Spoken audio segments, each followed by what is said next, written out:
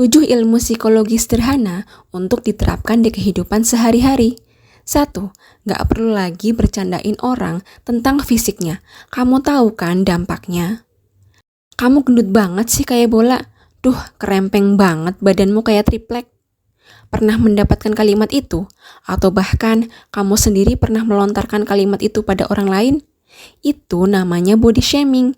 Kamu tahu kan dampak dari body shaming itu apa saja? Seseorang yang mengalami body shaming akan mengalami penurunan kepercayaan diri, merasa stres, hingga mengalami gangguan klinis seperti eating disorder.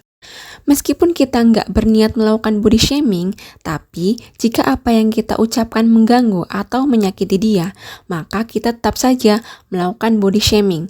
Jadi, jangan lagi malah menyalahkan mereka yang baperan karena body shaming yang kita lakukan.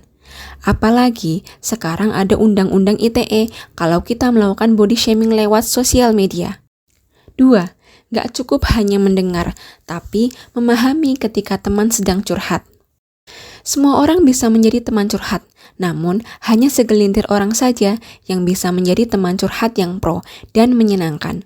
Gak cukup hanya dengan mendengarkan curhatannya saja, ada seninya juga loh.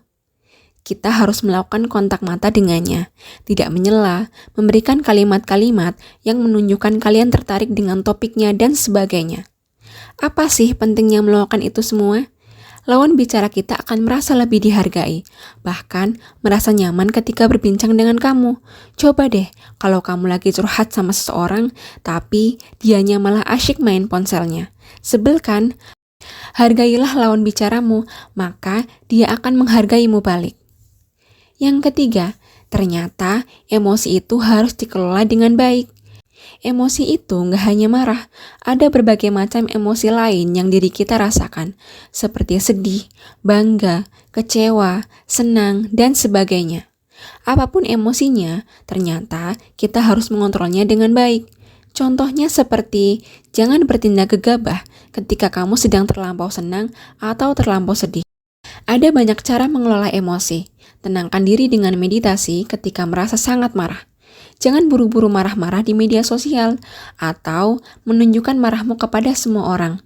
Selain membuat orang tidak nyaman, itu menunjukkan bahwa kamu belum mampu mengendalikan emosi yang kamu punya. Yang keempat, menghormati pendapat orang lain karena mereka punya perspektif yang berbeda. Perbedaan pendapat itu merupakan hal yang wajar. Nggak ada satupun orang di dunia ini yang memiliki pendapat yang sama persis akan satu hal. Kita tidak bisa mempersatukan semua suara secara sempurna. Hal yang bisa kita lakukan adalah dengan menghormati pendapatnya, memberikan waktu baginya untuk berbicara, dan mungkin mendebatnya dengan bahasa yang sopan dan baik. 5. Kekuatan pikiran dan niat itu nyata adanya. Percayakah kamu dengan kekuatan mindset?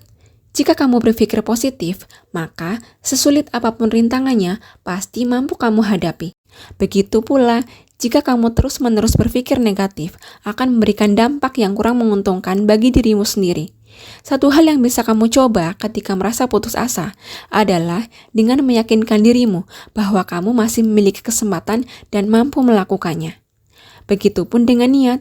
Ketika kamu sudah berniat untuk melakukan sesuatu, pasti akan terlaksana bagaimanapun caranya. Dua hal itu memiliki kekuatan yang sangat besar, sehingga kamu perlu berhati-hati dalam menggunakannya. Jangan menyalahgunakan kekuatan itu untuk melakukan hal yang kurang bermanfaat bagimu.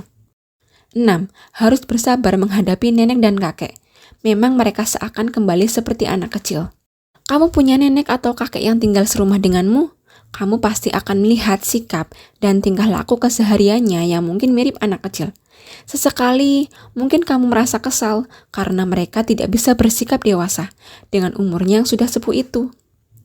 Sebenarnya, ada faktor yang menyebabkan munculnya kembali sikap kekanakan yang dilakukan oleh orang yang sudah tua. Dengan memahami faktor tersebut, akan membuatmu lebih memahami kondisi mereka. Nggak perlu lagi jengkel atau marah-marah lagi. Yang ketujuh, menjaga penampilan itu ternyata juga merupakan hal yang penting loh.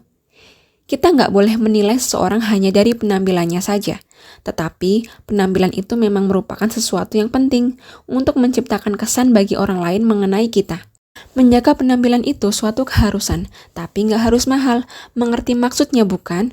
Mandi, rutin memotong kuku, menggunakan deodoran, menyisir rambut adalah deretan hal yang membuktikan bahwa kamu memperdulikan penampilan. Tapi nggak harus membeli produk dengan harga yang super mahal. Jangan pula terlalu berfokus pada penampilan, namun tidak berusaha merubah dan meningkatkan kualitas diri yang lain, seperti pengetahuan dan pribadi kita. Keduanya harus seimbang. Sebenarnya ada banyak ilmu psikologi yang sangat bermanfaat bagi kehidupan sehari-hari. Pasalnya, ilmu psikologi adalah ilmu yang mudah diterapkan dimanapun, kapanpun. Selama ada manusia, ilmu psikologi akan sangat terpakai. Jazakumullah khairan sudah menonton. Semoga bermanfaat. Jangan lupa like, share, dan subscribe.